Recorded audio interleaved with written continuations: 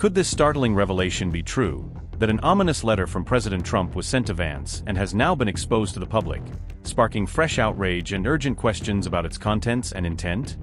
Did President Trump actually fear assassination at the hands of Iran's ally? And did that fear drive him to change security plans and diplomatic moves in ways the public has not yet seen?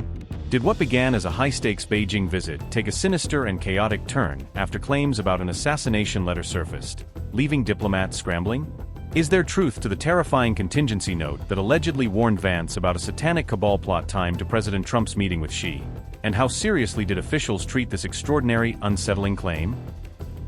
Donald Trump's high-stakes visit to China was dramatically overshadowed by explosive new revelations, sending shockwaves through the diplomatic team and forcing aides to respond under intense scrutiny.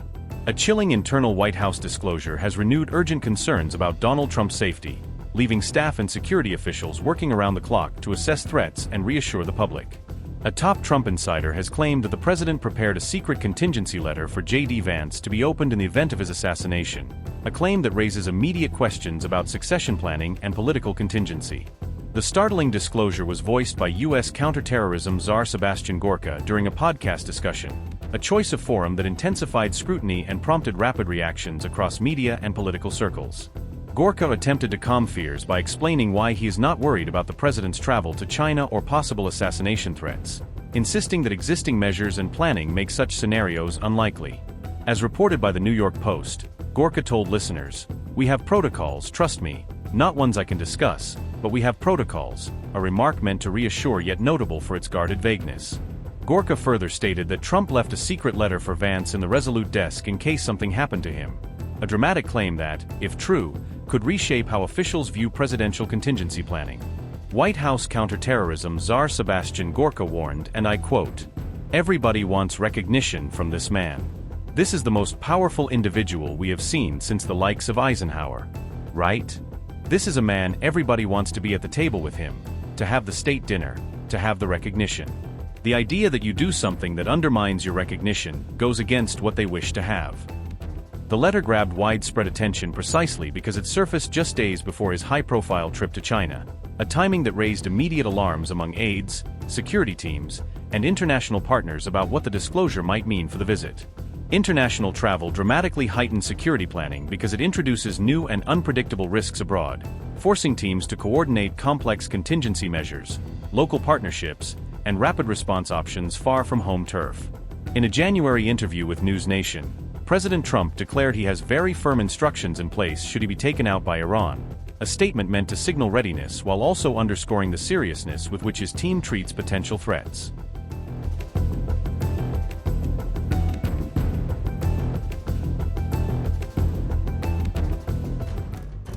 Donald Trump arrived in Beijing hoping China could help the United States address tensions with Iran and the growing crisis around passage through the Strait of Hormuz. Expectations were high that Xi Jinping might use Beijing's leverage over Tehran to push Iran toward accepting U.S. terms or at least to reduce actions that threaten commercial shipping through Hormuz. However, post-meeting readouts from both Washington and Beijing suggested the talks did not produce a meaningful shift in China's position on Iran or a clear new commitment to U.S. demands. China remains one of Iran's closest diplomatic partners and its largest oil customer, giving Beijing economic and strategic reasons to avoid measures that could be seen as directly confronting Tehran. After his first round of talks with Xi, Trump publicly claimed the Chinese leader offered to help resolve the conflict, framing the visit as potentially productive on the Iran question. Later, Secretary of State Marco Rubio told NBC that, according to his account, the United States had not formally asked China to provide specific assistance, complicating the administration's messaging. The White House said both sides agreed the Strait of Hormuz must remain open and that Iran should not acquire nuclear weapons, presenting those points as common ground from the meetings.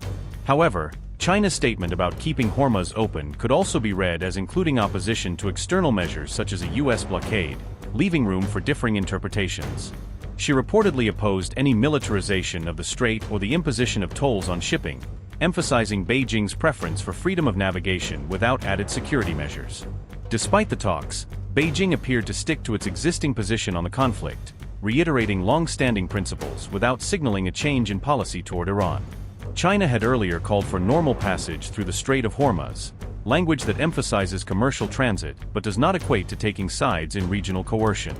Notably, China's foreign ministry readout made no mention of support for shipping tolls or enforcement measures that would back a U.S. blockade, indicating caution in its public posture.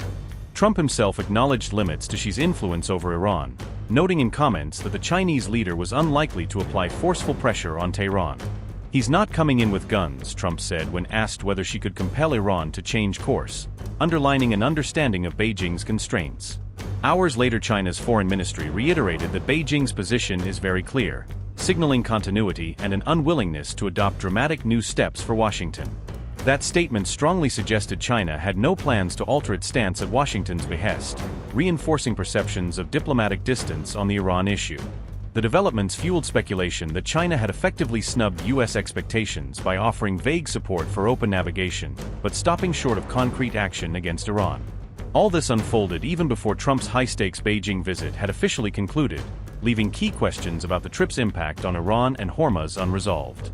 This has been an incredible visit. I think a lot of good has come of it. We've made some fantastic trade deals, great for both countries. He's a man I respect greatly, become really a friend. We've known each other now 11 years, almost 12 years, that's a long time. And we've settled a lot of different problems that other people wouldn't have been able to settle. And the relationship is a very strong one. We did discuss Iran. We feel very similar to Iran. We want that to end. We don't want them to have a nuclear weapon. We want the straits open. We're closing it now. They closed it, and we closed it on top of them. But we want the straits open, and we want them to get it ended because it's a crazy thing. They're a little bit crazy, and it's no good. Can't have it. They cannot have a nuclear weapon.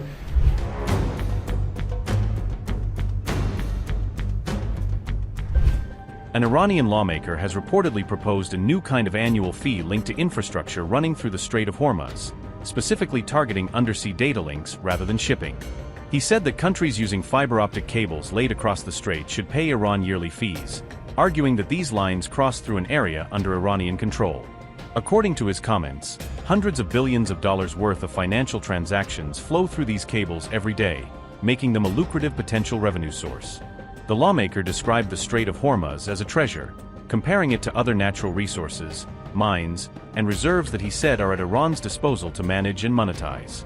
His remarks came just days after reports suggested that Iran is seeking greater control over undersea cables in the Hormuz area, raising concerns about both economic leverage and data security.